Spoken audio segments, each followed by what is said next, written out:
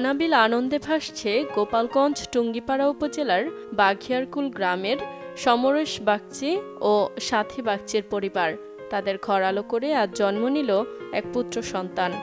আমার একটা পুত্র সন্তান হয়েছে, এতে আমরা ফ্যামিলির সবাই খুশি। দেশের সংসারের মানুষের মতন মানুষ হয়ে দেশের সম্মান রাখে, কি ভালো থাক মানুষও, এই আমরা চাই। আপনারা আশীর্বাদ করবেন।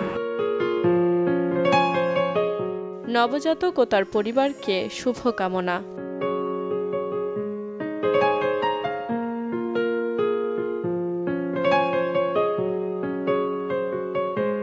আমাদের লিটল স্টারের চাই double care twinkle baby soap, ত্বককে রাখে কোমল আর অ্যান্টিব্যাকটেরিয়াল ফর্মুলা রাখে জীবাণুমুক্ত। শুরুটা হোক যত্নে।